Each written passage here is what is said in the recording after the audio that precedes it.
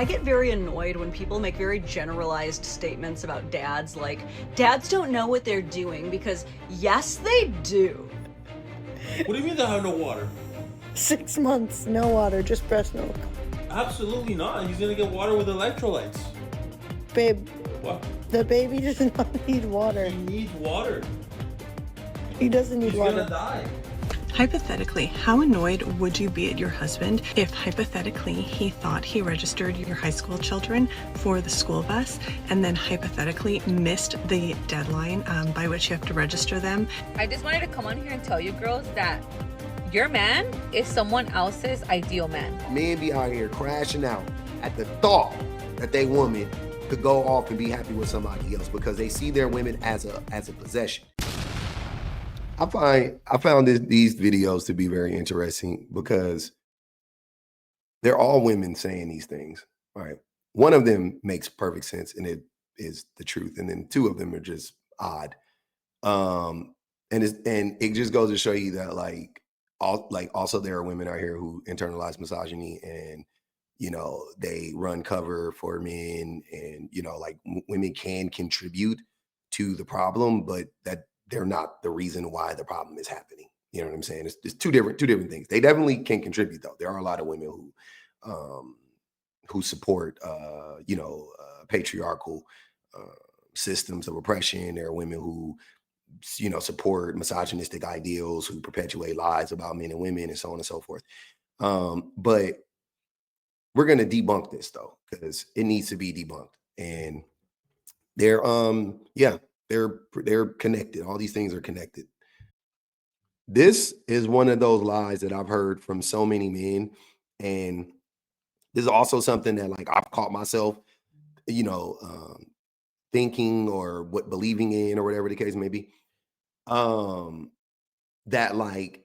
the problem between my wife and I is that I like to, when I load the dishwasher, I want to put the cups on the bottom and she wants to put them on the top and blah, blah. We always try to act like it's just, we just see things differently, but that's not, that's not what it is. But go off, sis. I get very annoyed when people make very generalized statements about dads, like, dads don't know what they're doing, because yes, they do. Dads don't know what they're doing. Dads don't know what they're doing, right? And it's not because mothers automatically know, and it's because dads don't take the time to. Just annoys us because they probably do things very differently than the way that we do them, and we don't want to admit they're right. But prime example for you, story time. We're going on spring break. It's me, my husband, our 2 kids. Now, I like to consider myself the president of the party planning committee around here, so I start planning the spring break road trip of a lifetime. We're gonna hit up the Indiana Children's Museum. We're gonna go through Gatlinburg, hit up Dollywood, then go to all the Ripley's Believe It or Not exhibits in Myrtle Beach. We're talking roller coasters, gourmet ice cream, swimming with stingrays. Somewhere along the drive in Tennessee, my husband goes, I just kind of want to drive around aimlessly and find something. So I'm like, okay, bet, we have time. All of a sudden, he pulls off to the side of the road and stops the car. And he goes, look, a giant rock. And sure enough, there was the most giganticest rock I had ever seen, just sitting there on the grass. And then he goes, should we climb it? And the kids are like, yeah! And I'm like, oh, I don't know, it's a really big rock. What if the kids get hurt? And the kids are like, boo, mom, boo, and then start climbing the rock like little geckos. Here they are on said rock. Y'all, we went underground cave kayaking, went to an entire theme park, met a mermaid that looked a lot like Emily King. And if you ask my kids to this day, their favorite part of the spring break road trip, it is the big rock. Dads know what they're doing. Is that what we're considering? Dads know what they're doing? Because that's not what I think about when I think about dads knowing or not knowing what they're doing. But dads actually don't know what the fuck they're doing. And I'm that dad. I'll do that type of stuff for sure. I'm spontaneous. I'm more spontaneous than my wife for sure. Because she's a type A personality and I'm type B. So yeah, my mind is full of butterflies and squirrel chasing.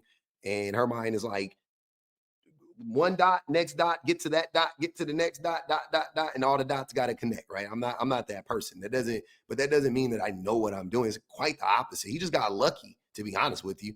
But anyways, this is what it's really like. When you say dads know what they're doing, dads actually don't know what the fuck they're doing. They have no fucking idea. So this video is titled POV, your fiance finding out your newborn can't drink water. You watch this and tell me if dads know what they're doing. Shit. What do you mean they have no water? 6 months, no water, just breast milk. Absolutely not. He's gonna get water with electrolytes. Babe, What? the baby does not need water. He needs water. He doesn't need He's water. gonna die. No, he's not. What are you talking about?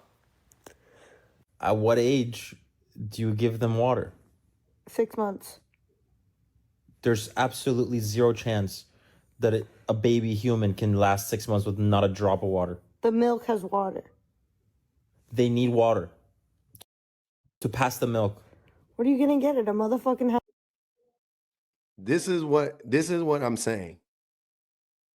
You're telling me that this is crazy. You don't know that babies don't drink water. You're a fucking dummy, right? You're dumb. I'm sorry. This man would kill a baby if that baby would die in a day if it was left in his care without the mother around. Fathers do not know what they're doing. And did you notice that the person that was reading the book was the woman?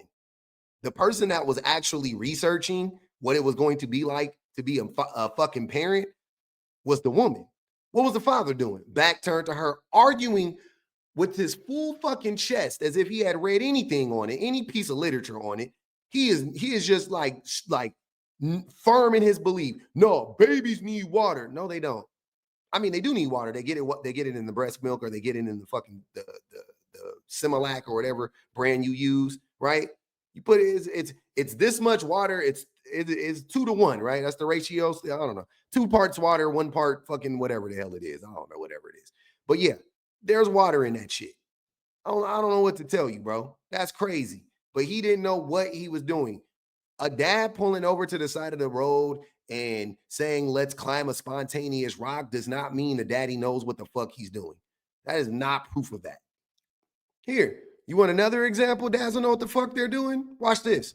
Hypothetically, how annoyed would you be at your husband if hypothetically he thought he registered your high school children for the school bus and then hypothetically missed the deadline by which you have to register them, and then when he registered them at the next opportunity, he was hypothetically denied busing for both of your high school children, thereby causing you to drive them to and from school every day. And hypothetically, like, he feels really badly about this and he does the drop off in the morning, but based on his job, hypothetically cannot possibly pick them up after school. So now you spend over an hour every day picking up your children from various locations and hypothetically are wasting a lot of your time. I'm just asking for a friend. Hypothetically, that sounds like grounds for divorce. Hypothetically. Pathetically. More on the pathetically part. But yeah, no fucking idea. And you know what's crazy about this? I will almost guarantee you she told that man 19 times. She warned that man 19 times, 25 times, 30 fucking times. Hey, go make sure you register. Go make sure you register the kids for the bus. Make sure, hey, did you register the kids for the bus? It probably started off like, hey, can you register the kids for the bus? Yes. Which, why would she even need to ask him to do that? Right? Let's just start there. And it's not to say my wife doesn't ask me to do stuff, but I'm just saying, like, because men are not really involved as much, we oftentimes need to be told what to do by the women, because women are the actual like fucking leaders and organizers in the home. So the woman tells him, yes, I'm sorry, please, I need for you to do this. He goes, okay. And then she tells him in June, let's say, and it is the first week of June. And at the end of the week, she goes, hey, did you happen to register the kids for the bus? And he goes, no, I didn't do it, but I'll do it tomorrow. Oh, okay. So she trusts, because he's an adult, that he's going to do what she asked him to do. And then she's just going to check back in, let's say in the 3rd week of June. Hey, Bob, did you ever register the kids for the bus? Oh, I totally forgot. But I'm going to do it. No. Do it right now. Oh no, I can't get to it right now. I got 10,000 things to do. I got to do the honey-do list and da. I got to go to work. I got to play video games. I got to go stretch. I got to play basketball. I got to take a shit. I'll do it when I'm done. And she's like, all right, make sure you do it. That's June. School starts in August. Boom. Fast forward. He's cool. He's going to do it. And now it's the second week of July, and she's like, "Hey, I know you haven't registered the kids for the bus yet. Do it right now." And a fight ensues. He puts it off again. He pushes back. Blah blah blah blah blah. They fall out. He doesn't like the way she's talking to him. She's always nagging him. He's going to do it. Now he has to stand his ground because he cannot be manipulated by his wife. He cannot allow his wife to dictate to him when and where and how he does something, right? So now he's going to push back for the sake of pushing back. It doesn't get done. Fast forward, first day of school, this happens. That's how the shit happens normally. That's normally how it. I don't know if that's how it happened this time, but that is typically how it happens. So again, dads don't know shit. Stop lying. That's crazy. Fathers don't know shit. Men don't know shit. They be out the loop. They don't care about nobody else but themselves. Stop. Nothing would get done if the women didn't do the shit. If mothers didn't do the shit, nothing would get done. Nothing. This is a prime example. Her, that's that single married woman shit. You know what I'm saying? Single moms with the wife, with the husband, yada yada yada. That happens. That's a real thing. That is an example of that. I'm tired of men crashing out, playing dumb, acting like they can't understand it. Oh, how you gonna say you a single mom when you got a husband like this? Like this? That's why. Like that. Mm-hmm. Or like the other video where the woman is the one reading up on everything she needs to do to become a functioning fucking parent, and he's like, babies need water. Arguing with her, she's literally reading a book about it right in front of you. That, like, bro, you can't make this stuff up. It's ridiculous. And this is why you don't validate this shit. Men or women, you don't validate this because this is stupid. This is crazy. This is far, far from the truth. I just wanted to come on here and tell you girls that your man is someone else's ideal man. You might think that your man might not be able to get anyone better than you. But I'm sorry to tell you, they could. They might not know it, but they could. We like to bitch and complain about our husbands, that they're not doing enough, that they're lazy, that they need to take you out more, that they're just annoying. But trust me, to another woman, your husband might be the best, most amazing thing ever. Like, and she can have him, right? Like, if that's fine. Hey, I've traded in some cars that I guarantee you somebody bought them and they was like, this is my dream car. I sold cars for a long time. You know how many cars I sold to people, and one, you know what I'm saying? They, like, somebody had a car for 5 or 6 or 7 or 10 years, and then they sold it to the dealership or they traded it into the dealership. And then here comes somebody that, like, they were looking for a 1996 Impala. They couldn't find one anywhere. And we just so happen to have a 1996 Impala, and they wanted it to have less than 100,000 miles. And this one has less than 100,000 miles. And it was their fucking dream car. The person who traded it in, they barely drove the shit. It was not their dream car. They bought their dream car when they came back in, or they never had a dream car. But that is somebody else's dream. That is not a reason to keep the fucking vehicle. That is not a reason to keep the man or to keep the woman, because you don't want to lose them to somebody who may actually appreciate them where they're at. That is asinine. That only hurts you. That only hurts you. That doesn't hurt anybody else but you. literally what they've been waiting for their whole life. We literally say the same thing for women. Like, another man would love to have us, right? Another man would see us differently than our husbands. It goes the same way with our husbands, okay? So if you really think that your husband cannot go out there and find someone better, let me tell you, they could, and they would. So if you have a good man at home, take care of your man. Take care of your man, okay? And stop bitching and complaining all the time, because again, they might be exactly what someone else is waiting for, okay? The man of their dreams might be your husband. That was a weird statement at the end. But I also would like to show the parallels, or I'm sorry, the differences, not the parallels, the differences, or the difference between when women say this about men and when men say this about women. Now, number one, already told you guys what I think about this. I think this hurts the women who believe this, no doubt about it. If you believe this, I think this can only hurt you, right? So that's first and foremost. Secondly, when men say this about women, or when men believe this about women, the difference is he will stay with that woman simply to stop her from being happy with somebody else. If I can't be happy, if she can't be happy with me, no, she's not allowed to go out and make anybody else happy, and or herself just be happy, like by herself, like content by herself. That's the difference. And men go to extreme lengths.